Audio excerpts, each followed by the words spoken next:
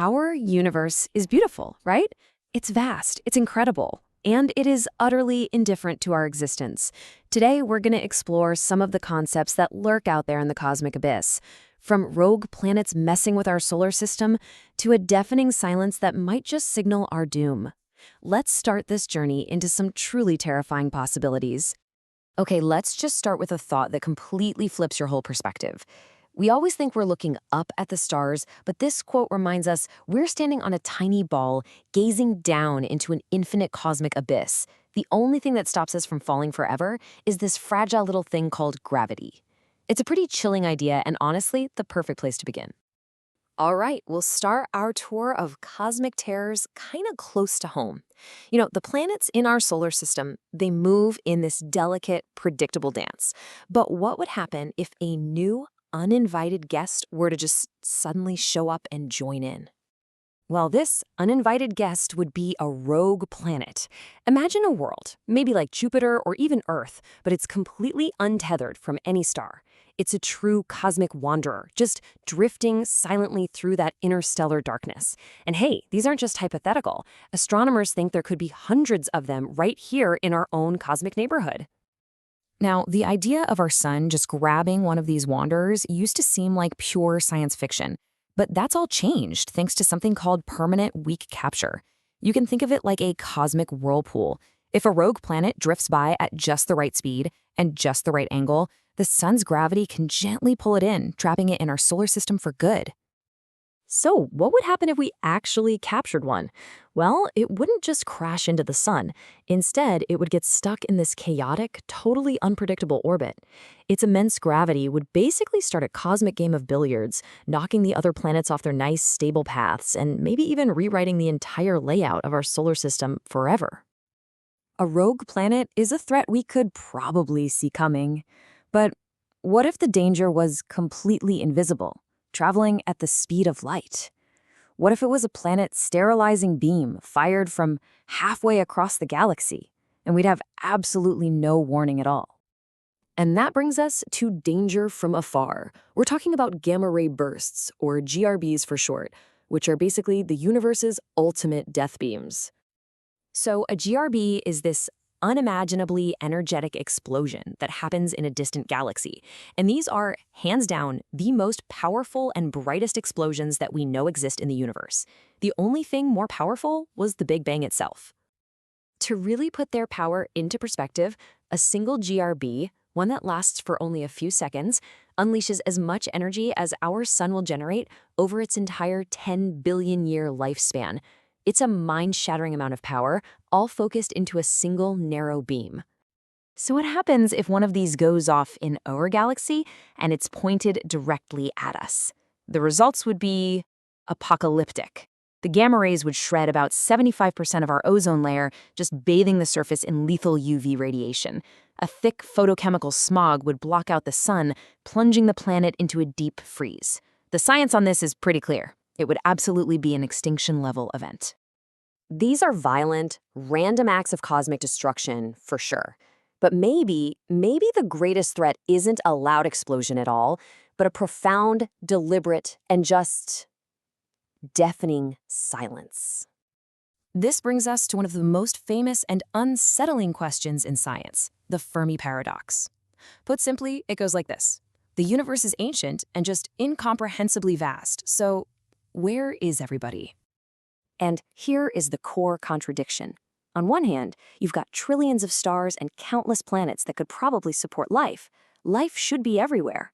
But on the other hand, we have found zero reliable evidence of intelligent extraterrestrial life. No signals, no artifacts, no giant alien megastructures, just silence. So why the silence? There are a lot of theories, but we're going to focus on two of the most chilling. And these possibilities force us to ask two pretty terrifying questions. Is the universe empty because life is impossibly rare? Or is it full of life that's just very, very good at hiding? Okay, first up, the Great Filter. This theory says that on the long evolutionary path from simple chemistry to a star-faring civilization, there's at least one step that is almost impossibly hard. It could be the jump to simple life, or to complex cells, or even developing tool-using intelligence. This filter could be any step that just stops life dead in its tracks. And here's the really terrifying twist. If we found simple, multicellular life on Mars, you'd think it would be the best news ever, right? Well, arguably, it would be the worst news in human history. Why? Because it would mean the early steps of life are easy. And that would strongly suggest that the Great Filter, the big barrier that stops civilizations from reaching the stars, isn't behind us. It's still ahead of us. Now for a more paranoid explanation, the dark forest hypothesis.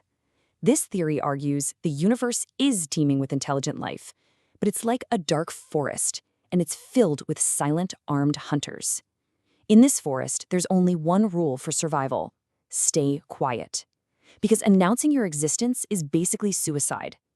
For any other civilization, the safest move is to eliminate a potential threat before it can eliminate you. So these two theories give us radically different reasons for the silence. The Great Filter says the universe is quiet because advanced life is pretty much an impossibility. The dark forest says the universe is quiet because advanced life is common, but it's deliberately hiding out of a universal state of fear. One theory gives us an empty universe, the other gives us a full one, where everyone is just absolutely terrified. This quote from the sci-fi novel The Forge of God just captures the essence of the dark forest perfectly. For the last century, humanity has been broadcasting radio signals out into space. We've essentially been chirping like foolish birds.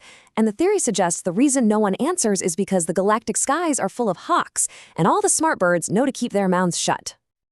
So we've explored all these threats that exist within our reality: rogue planets, death beams, silent hunters. But our final concept forces us to ask an even more fundamental question. What if reality itself is just an illusion? This brings us to our final and most mind-bending concept, one that has actually moved from philosophy to serious debate among physicists and cosmologists: the simulation hypothesis. And this isn't just some casual, hey, what if we're in a video game kind of idea. It's a formal philosophical argument known as the simulation argument, proposed by Nick Bostrom. He doesn't claim we are in a simulation. Instead, he argues that, based on pure logic, one of three very specific things about our reality must be true. And here it is, Bostrom's trilemma. Let's walk through the three possibilities. 1. Extinction. Civilizations like ours almost always go extinct before they can develop the tech to create perfect, conscious simulations of their ancestors. 2. Disinterest. Civilizations do get that advanced, but for whatever reason, they all lose interest in running these simulations. Or 3. Simulation. If the first two are false, meaning civilizations can and do create these simulations, then we are almost certainly living in one. The logic is simple. There would eventually be billions of simulated realities, but only one base reality. Statistically, we are far more likely to be in one of the many simulations. Which leaves us with a final, pretty unsettling question to ponder. We've journeyed from wandering planets to cosmic death rays, from an empty universe to a terrified one, and finally, to the possibility that maybe none of it is fundamentally real. So, what do you find more terrifying? A universe that is vast, dangerous, and real, or a universe that is, in the end, completely fake?